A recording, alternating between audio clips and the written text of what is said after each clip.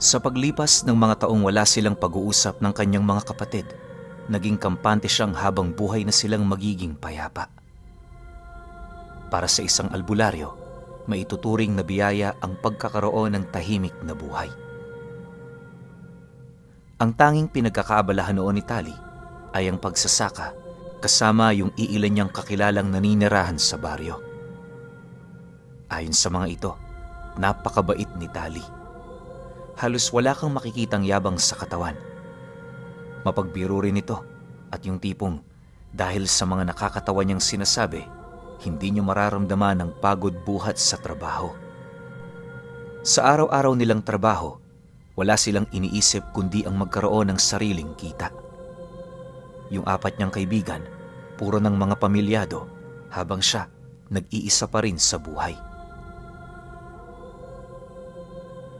Isang araw, habang nagsasaka si Tali kasama ang mga ito, napag-usapan nila ang tungkol sa pag-aasawa. Bigla kasi yung tinalakay ng isa sa mga kaibigan niya dahil sa nalalapit na pagpapakasal ng nakababata nitong kapatid. Siya nga pala, Tali. Bakit hindi ka pa nag-aasawa? Kung ako sa'yo, humanap ka na makakasama. Tumatanda na tayo. Pero huwag kang mag-alala. Suportado ka naman namin sa mga bagay-bagay. Isipin mo, kung meron kang anak, may pamamanahan ka ng mga karunungan mo. Wika ng isa sa mga kaibigan niya. Nang marinig naman ni Tali ang sinabi nito, napangiti lang naman siya habang sumasagot dito ng, "Hindi para sa buhay na ito ang paghahanda ko. Alam niyo kasi, mas mainam nang nag-iisa para maibuhos mo ang iyong paninilbihan sa Panginoon.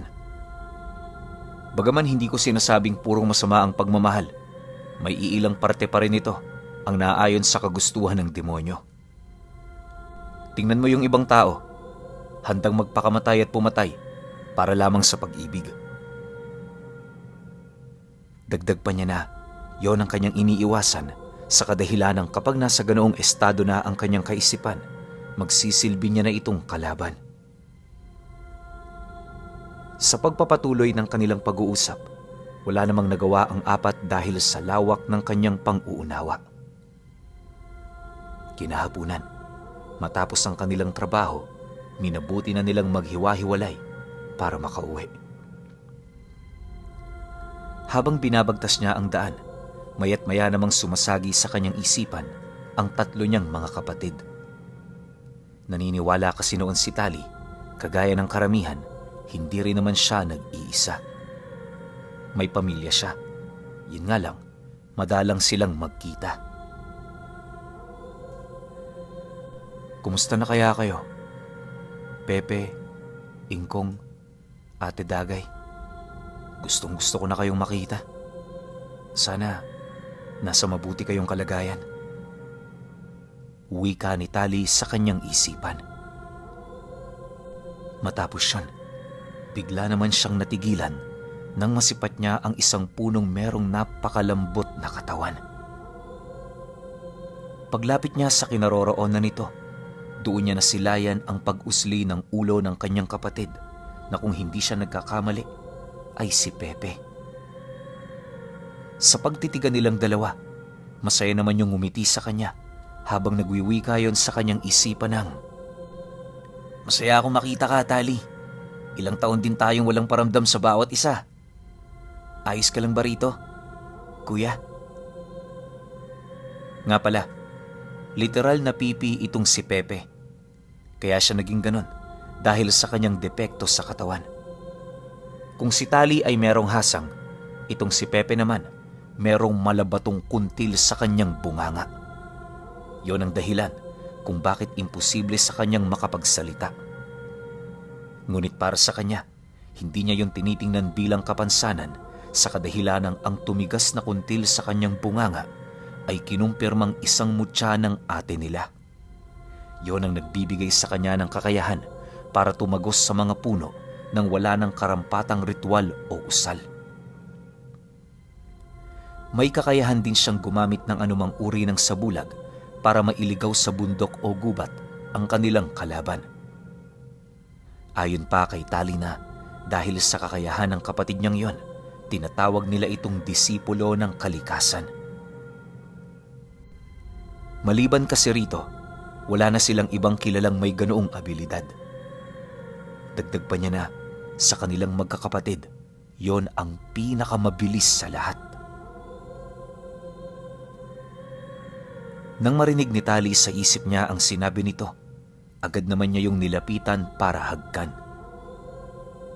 Makalipas pa ang ilang minuto nilang kumustahan, minabuti naman nilang tumungo na muna sa kanyang bahay para doon na ipagpatuloy ang kanilang pag-uusap. Inaasahan kasi ni Tali na meron yung dalang balita ukol sa kanilang mga kalaban. Sa pagdating nilang dalawa sa kanyang tahanan, agad naman niya yung inabutan ng maiinom habang nakaupo sa harapan nito. Pagbaba ni Pepe ng hawak nitong baso, seryoso naman itong inilahad sa kanya ang tungkol sa mga pangyayaring wala siyang kaide-ideya. Kuya, kahapon meron lumapag na isang malaking bangka sa dulong parte ng isla. Ang sakay nito, mga pamilya ng gabunan. Hindi ko alam kung saan sila pupunta pero isa lang ang nasisiguro ko. Hindi sila yung mga pangkaraniwang aswang na pinapatay natin dito. Anong gagawin natin? Aabisuhan ba natin si ate tungkol dito? Ikaw na ang magpasya. Susunod na lang ako. Wika ni Pepe sa isipan niya. Nang marinig naman ni Tali ang sinabi nito, agad naman siyang napatitig sa kawalan habang patuloy yung pinag-iisipan. Makalipas pa ang ilang minuto, pagbaling niya ng kanyang paningin kay Pepe, mahinahon naman siyang sumagot dito ng, "Wag na. Tayo na lang ang gagalaw. Iwasan mo ring ipalam ito kay Ikong. Alam mo naman, agresibo ang kambal nun. Kapag nalaman din ito ni ate, sigurado akong hindi man lang niya tayo bibigyan ng pagkakataon para magsaya. Pero Pepe, wag natin silang gaanong maliitin. Pag may pagkakataon, patayin natin sila kaagad." Matapos ang kanilang pag-uusap, dali-dali namang isinaayos ni Tali ang kanyang mga gamit para sumama sa kanyang kapatid. Hindi naman mahirap sa kanila ang maglakbay kung saan-saan sa isla buhat sa tangan nitong abilidad. Maya-maya pa, paglabas nila ng kanyang bahay, agad naman niyang nasipat ang katawan ng isang puno na parabang umaalon. Paglapit nila rito, mabilis naman silang pumasok doon at sa isang iglap, bumungad sa kanila ang napakagandang dalampasigan ng dagat. Sa gilid ng parte nito, doon nila nasilayan ang isang bangka na binalutan ng mga sanga ng puno. Wala na rin yung laman sa loob, indikasyon na nakakalat na sa isla ang mga dayo. Dahil dito, agad namang pinakiramdaman ni Pepe ang buong lugar para matunton ang kinaroroonan nito. Subalit sa kasamaang palad, kahit nasuyod na niya ang lahat ng gubat, bigo pa rin niya yung maramdaman. Sa puntong yun, doon niya napagtanto, eksperto sa pagkukubli ang kanilang mga kalaban. Matapos ang ginawa niyang paglilibot sa isla, napilitan naman siyang bumalik sa kanyang kapatid nang walang dalang impormasyon. Nang malaman naman ni Tali ang tungkol sa mga nangyari, inabisuhan na lamang siya ni Pepe na maghintay sa maaaring gawing pagpaparamdam ng mga ito. Naniniwala siya na bagaman malakas ang kakayahan nitong magtago, hindi naman yun makakaligtas sa kanila kapag nag-umpisa na yung umusad. Sa oras kasi na may mahawakan lamang na kahit isang piraso ng dahon ng puno ang isa sa mga ito, agad na malalaman ng kanyang kapatid ang eksaktong kinaroroonan ng kanilang mga kalaban. Sa paglalim ng gabi, wala naman silang ibang ginawa kundi ang manatili sa pangpang ng dagat.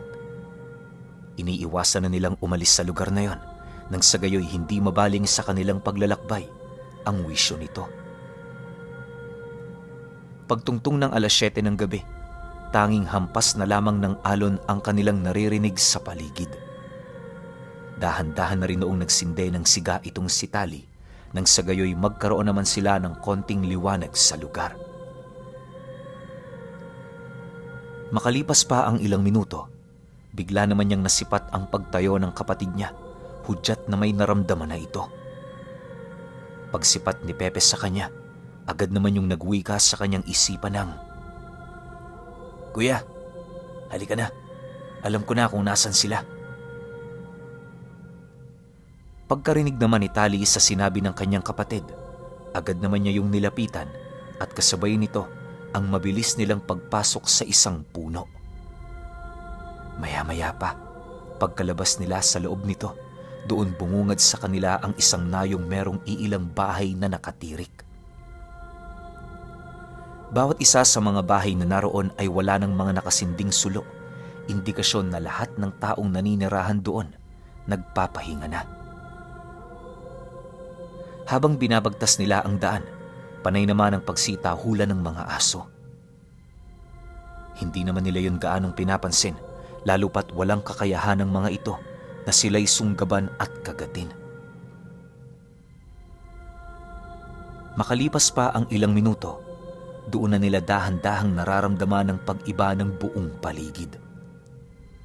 Wala naman silang nasisilayan sa lugar pero malakas ang kanilang kutob, merong nagmamasid sa kanila. Maya-maya pa, pagsilay ni Tali sa isang bahay na malapit sa kakahuyan, doon niya nasipat ang isang lalaking walang pang-itaas na saplot. Namumula ang mga mata nito at meron yung makapal na balahibo sa leeg nito. May mahaba rin yung braso at mga daliring halos doble kung ikukumpara sa pangkaraniwang daliri ng tao. Matapos nila itong masilayan, agad naman nila yung nilapitan habang seryosong nagtatanong dito si Tali ng, "Nasaan ang mga kasama mo? Ba't kayo pumasok dito nang walang pahintulot? Tagasang kayo? Tsaka, ano bang kailangan nyo rito?" Nang marinig naman ng lalaki ang kanyang sinabi, bakas sa pagmumukha nito ang animoy kawala ng takot sa kanilang dalawa. Pagharap nito sa kinaroroonan nila, nakangisi naman yung sumagot sa kanya ng, "Hindi nyo na kailangan pang malaman kung nasan sila. Sapat na ako para ilibing kayong dalawa." Dahil sa sinabi nito, wala namang nagawa itong si Tali kundi ang mapangiti.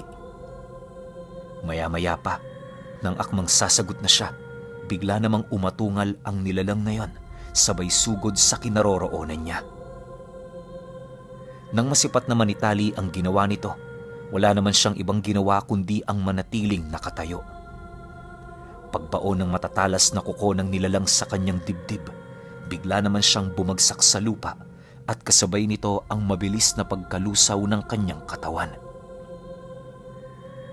Pagsilay ng nilalang na naging tubig itong si Tali, dali-dali naman yung umatras sa lugar na yon na siyang naging sanhi upang hindi na nito mapansin ang eksakto niyang kinaroroonan. Pagbulong niya sa tabi nito, dahan-dahan namang napasilay sa kanya ang nilalang na yon, bakas sa pagmumuka, ang labis na pagtataka at pagkabahala. "Ano ka mo? Sapat na kaming dalawa para sa'yo?" "Baka ang ibig mong sabihin, sobra-sobra na ako para sa'yo." Natatawang salita ni Tali sa nilalang na yon. Pagkarinig naman ito ng kanyang sinabi, mabilis naman siya nitong inundaya ng saksak sa leeg na siyang naging sanhi upang malusaw na naman ang kanyang katawang lupa. Dahil sa pangyayaring yon, tanging si Pepe na lamang ang nasipat nito na nagmamasid sa paligid.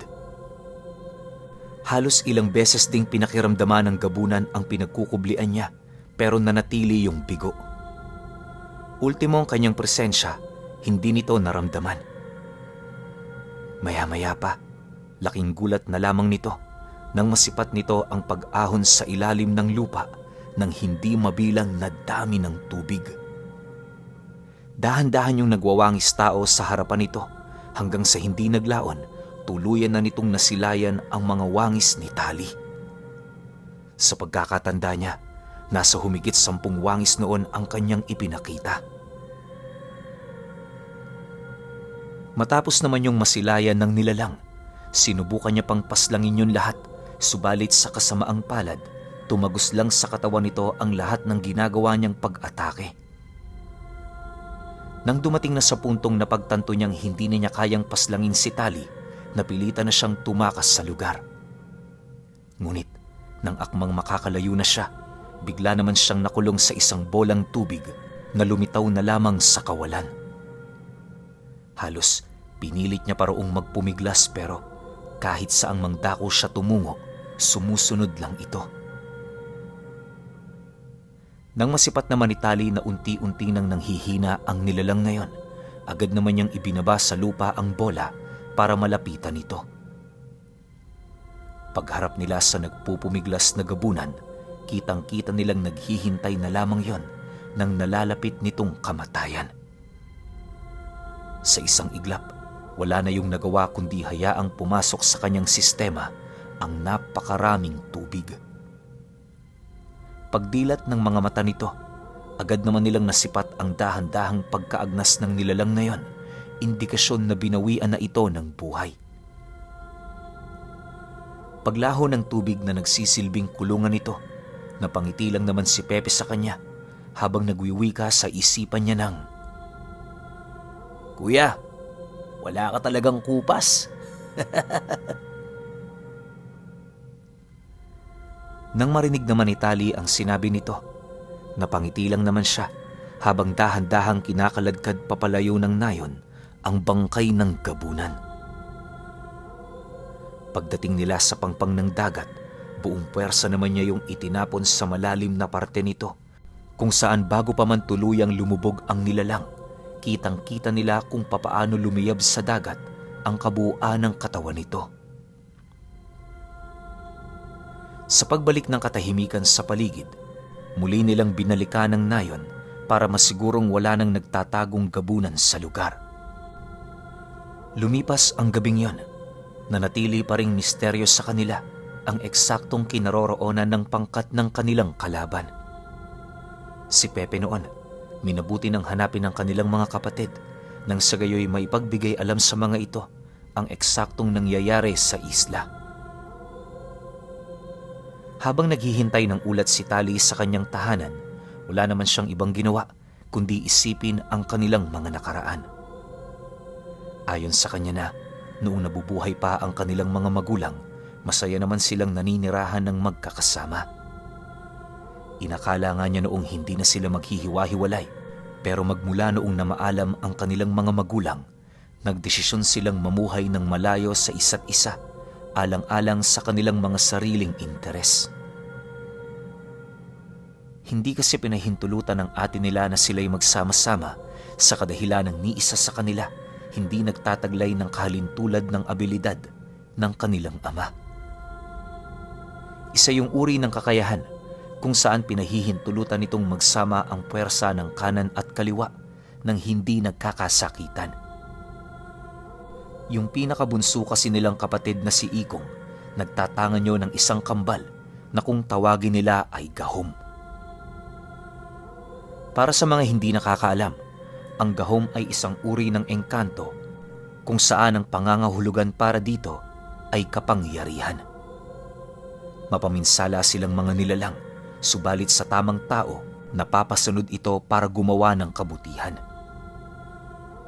Gayunpaman, nananatili pa ring hindi nagbabago ang hanay na kinakaaniban nito. Isa yun sa mga rason kung bakit nagdesisyon si Ermitanyang Dagay na hanggat maaari ilayo sa kanya ang bunso nila. May posibilidad kasi na matunaw yon ng 4 ebanghelista kung mapapatagal ang pananatili nito kasama niya.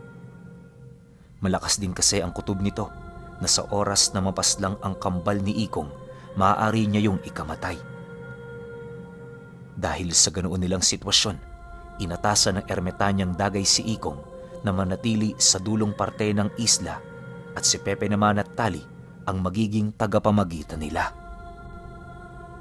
Paglalarawan pa ni Tali sa gahom, isa yung kalahating kapre at ahas na merong balat na maihahalin tulad mo sa mga namatay na puno. Kulay dilaw din ang mga mata nito at sa gitnang bahagi ng dibdib ng nilalang, meron itong butas, pagpapakita na wala yung kinakatakutan. Sa lahat din ng aspeto, nanatili yung nakabantay kay Ikong laban sa anumang panganib na maaaring idulot ng mga kaaway nito. Hindi rin yung tumitingin ng kaibigan sa oras na inutusan niyo ni Ikong na patayin ang lahat ng nilalang na nasa paligid niya. Isa yun sa mga rason kung bakit lahat ng sinasabi niya merong pag-iingat. Bawat kataga kasing lumalabas sa kanyang bibig, tinuturing yung isang kautusan ng gahom. Dagdag pa ni Tali na ang mga ganoong uri ng nilalang naninirahan sa ilalim ng lupa ng kabilang dimensyon. Hindi ito nakikialam sa mga gawain ng mga karaniwang engkanto sa kadahilanang may sarili yung kaharian sa ilalim ng kanilang mundo. Mariinding inilahad ni Tali ni minsan sa kasaysayan ng kabilang dimensyon, wala pa siyang nakitang may nakipagdigma sa mga gahom. Lahat kasi ng naninirahan sa lugar na yon, nanginginig sa takot sa oras na umaahon ang mga ito. Bukod sa napakalawak na saklaw ng mabigat nitong presensya, hindi rin nila maipagkakaila ang mga pandigma nitong enerhiya. Dahil sa ganoong kambal ni Ikong, kaya na may isa yun sa mga rason kung bakit nagkaroon ng lamat ang kanilang pagsasama. Bagaman nakokontrol yun ng kapatid niya, hindi pa rin nagpakakampante itong si Ermitanyang Dagay sa kadahilanang ang 4 Evangelista ay masyado ring agresibo. Minsan ang nakita ni Tali ang epekto nito noong mga panahong kakapasa pa lamang nito ng kanilang ina sa ate niya. Ayon sa kanya, habang naglalakad sila noon sa baryo, bigla na lamang siyang nakakita ng 2 taong humandusay matapos itong lagpasan ng kanilang panganay. Paglapit ng mga taong katabi nito, gulat na gulat naman yun sa kadahilanang wala na yung mga pulso. Ilang beses pa nilang sinubukang iligtas ang buhay ng 2, pero ayon sa kanilang mga magulang, tinupok ng tanga ng ate nila ang mga kaluluwa nito. Maaaring gumagamit yon ng lihim na karunungan ng kaliwa, kung kaya't agad yung pinatay ng presensya ng 4 Evangelista. Sa harapan kasi ng ganoong gamit, kapag ikaw ay nagsasagawa ng mga masasamang ritual, kinakailangan mong panatilihin sa loob ng iyong wisyo ang iyong masamang enerhiya. Kapag nagkataong lumabas yun sa iyong katawan at malapit ka sa taong nagtatanga ng ganoong abilidad, may makikita ka roong isang nagliliwanag na lubid na dahan-dahan na lamang gagapos sa iyong kaluluwa hanggang sa tuluyan na iyong mawasak. Segundo lang din ang pagitan bago ka nito tuluyang paslangin. Nga pala, wala ring kontrol ang nagmamay-ari ng 4 Evangelista sa epekto ng kakayahan nito. Habang patuloy na inaalala ni Tali ang tungkol sa karanasan nila, bahagya naman noong nabaling ang kanyang wisyo sa isang puno matapos niyang maramdaman ang kanyang kapatid. Pag-usli ng ulo nito, dali-dali naman yung naglakad papalapit sa kanya habang nananatiling nagmamasid sa paligid. Maya-maya pa, inilahad ni Pepe sa kanya na nagawa na niyang abisuhan si Ikong at ang panganay nila. Ayon pa rito, sinabihan siya nitong huwag mag-alala sa kadahilanang alam na nila ang mga bagay na kanilang gagawin. Mariinding inilahad ng kanilang bunso, tatapusin lang nito ang kasalukuyan nitong ginagawa bago yun bumisita sa kanyang pamamahay. Nang marinig naman ni Tali ang tungkol doon, baka sa kanyang pagmumuka ang labis na pagkatuwa. Halos ilang taon na rin kasi sila noong hindi nagkita, kaya na may sa isip-isip niya, maganda rin pala ang kinahantungan ng pagdayo ng mga aswang sa lugar nila. Matapos niyang marinig ang sinabi ng kanyang kapatid, agad naman niya yung tinanong ukol sa kinaroroonan ng iba pang mga gabunan. Pagkarinig naman ito sa kanyang sinabi, sumagot naman yun sa kanya ng, "Hindi ko pa sila nararamdaman, kuya. Siguro, nasa mga baryo ang mga ito." Hayaan mo, pagdating dito ni Ikong, maglilibot tayo. Mukha yatang merong kakaiba sa mga pangyayaring ito ah.